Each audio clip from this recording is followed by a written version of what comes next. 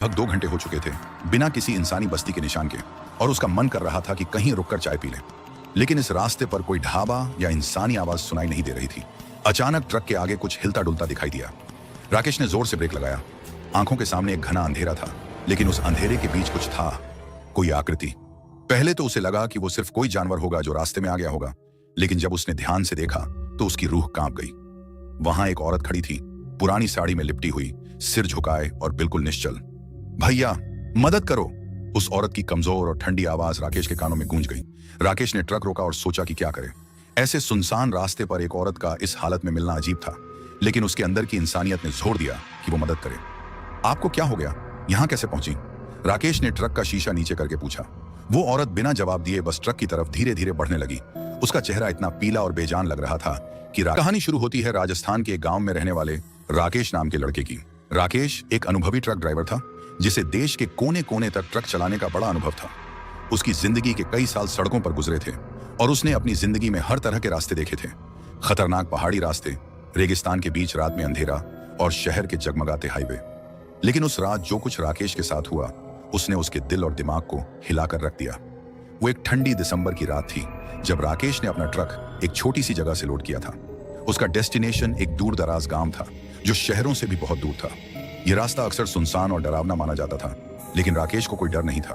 उसका मानना था कि रात हो या दिन, ट्रक चलाने वाले को सिर्फ अपने रास्ते पर ध्यान देना होता है। राकेश का ट्रक एक पुरानी सड़क पर चलते हुए एक बड़े जंगल के बीच से गुजरा। जंगल इतना घना था कि हेडलाइट की रोशनी भी रात के अंधेरे में बेमानी लगने लगी थी। राकेश ने पूछा, आपको किधर ले जाना है? औरत ने धीरे से अपना सिर घुमाकर राकेश की तरफ देखा। उसकी आंखें अब अजीब तरीके से चमक रही थीं और बोली, जहां से हम आए हैं वहीं वापस ले चलो। राकेश का बदन एकदम से ठंडा हो गया। तभी उसका ध्यान रियरव्यू मिरर पर गया और जो उसने देखा उसने उसके होश उड़ा दिए। ट्रक के पीछे बिल्कुल अंधेरे में कुछ और आकृतियां हिलती डुलती दिख रही थी। उनकी शक्ल इंसान की नहीं थी, जैसे वो जंगल के अंदर की प्राचीन रूहें थीं जो अब उसके करीब आ रही थीं। यह तो बस कहानी की शुरुआत है। अगर आपको यह अब तक पसंद आ रहा है तो मैं इसे आगे बढ़ाता हूं, जिसमें और भी भयानक घटनाएं और सस्पेंस होंगे। राकेश की घबराहट अब उसके चेहरे पर साफ दिखाई दे रही थी। उसने ट्रक की स्पीड बढ़ा दी, लेकिन उसे ऐसा लग रहा था जैसे ट्रक एक जगह पर अटका हुआ है। सड़क के दोनों ओर के पेड़ जैसे और भी बड़े हो रहे थे। उनकी शाखाएं अंधेरे में किसी विशालकाय जीव की तरह झूल रही थी। औरत अब बिल्कुल चुपचाप। राकेश को एक अजीब सी घबराहट होने लगी। जैसे ही वो ट्रक के करीब आई, उसके हाथ में एक बच्चा दिखाई दिया। बच्चा बिल्कुल शांत था, कोई हरकत नहीं थी और उसकी आंखें बंद थीं। इस बच्चे को इलाज की जरूरत है, औरत ने बस इतना ही कहा। राकेश ने कुछ सोचने का समय लिया, लेकिन कुछ समझ नहीं आया। जंगल के बीच इस वक्त एक औरत और बच्चा, जरूर कुछ गड़बड़ थी, लेकिन उसने अपने आप को समझाया कि शायद ये लोग किसी मुसीबत में हैं। उसने ट्रक का दरवाजा खोला और कहा, आपको कहां ले जाऊं? कोई अस्पताल या गांव तक? वो औरत सिर्फ मुस्कुराई, लेकिन उसकी मुस्कान में एक अजीब सी चमक थी जो रात के अंधेरे में भी झलक रही थी। राकेश का दिल अब और तेज धड़क रहा था, लेकिन उसने अपने मन को दबाया और औरत को ट्रक में बैठने दिया। ट्रक के अंदर उस औरत और बच्चे का वजूद कुछ ज्यादा ही डरावना लग रहा था। जैसे ही राकेश ने ट्रक चलाया, हवा अचानक से बदल गई। ठंड और तेज हो गई और सड़क पर अब एक अजीब सी चीख सुनाई देने लगी, जैसे जंगल के अंदर कोई छिपकर रो रहा हो। औरत की आवाज आई। उसकी आवाज में अब पहले जैसी मासूमियत नहीं थी। वो आवाज ठंडी और बेरुखी थी, जैसे उसमें कोई जान ही नहीं बची हो। राकेश ने पीछे मुड़कर देखा और उसके होश उड़ गए। औरत की आंखें अब पूरी तरह काली थीं और उसके चेहरे पर एक भयानक मुस्कान थी। बच्चा जो उसकी गोद में था अब निश्चल नहीं था। उसकी आंखें खुली थीं, मगर उनमें कोई सफेदी नहीं थी, बस गहरा काला रंग था। राकेश का दिल जोर जोर से धड़कने लगा। उसने ट्रक रोकने की कोशिश की, लेकिन ब्रेक ने काम करना बंद कर दिया था। ट्रक अब अपनी मर्जी से चल रहा था, जैसे किसी अदृश्य ताकत ने उस पर कब्जा कर लिया हो।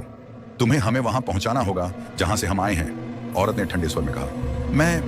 मैं कौन हो तुम लोग? राकेश बुरी तरह कांपते हुए चिल्लाया। हम वही हैं जो इस जंगल से जुड़े हुए हैं। यहां से कोई बचकर नहीं जाता।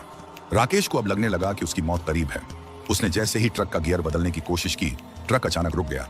उसकी धड़कनें और तेज हो गईं। वो चारों तरफ देखने लगा, मगर अब सिर्फ घना अंधेरा और कोहरा था। अचानक ट्रक के बाहर से खटखटाने की आवाज आई। ऐसा लगा थी और बच्चा उसकी गोद में वैसे ही निश्चल पड़ा हुआ था। राकेश ने अपने आप को दिलासा देने की कोशिश की। शायद ये सब मेरी थकान का असर है, उसने सोचा, मगर दिल की धड़कनें उसकी हर कोशिश को नाकाम कर रही थीं।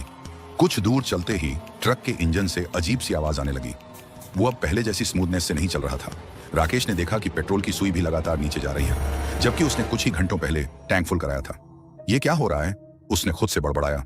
अचानक ट्रक के सामने घना कोहरा छाने लगा। इतनी घनी धुंध थी कि हेडलाइट की रोशनी भी बेमानी हो गई। कुछ ही क्षणों में उसे महसूस हुआ कि ट्रक अब किसी पहाड़ी रास्ते पर जा रहा था। लेकिन राकेश को अच्छी तरह याद था कि उसने जो रास्ता पकड़ा था वो सीधा और सपाट था, कोई पहाड़ नहीं था वहां। मैं कहां आ गया हूं? उसने घबराते हुए खुद से पूछा। तुम रास्ता भटक गए हो? अचानक पीछे से लगा। वो लड़खड़ाते हुए पीछे हटने लगा, लेकिन तभी उसके कानों में वही आवाज गूंजने लगी, तुम अब हमारे साथ हो। अचानक राकेश के पैरों के नीचे की जमीन हिलने लगी। वो जमीन के अंदर धंसने लगा, जैसे कोई अदृश्य ताकत उसे नीचे खींच रही हो। उसने खुद को बचाने के लिए जोर लगाया, मगर उसकी कोशिशें बेकार जा रही थीं।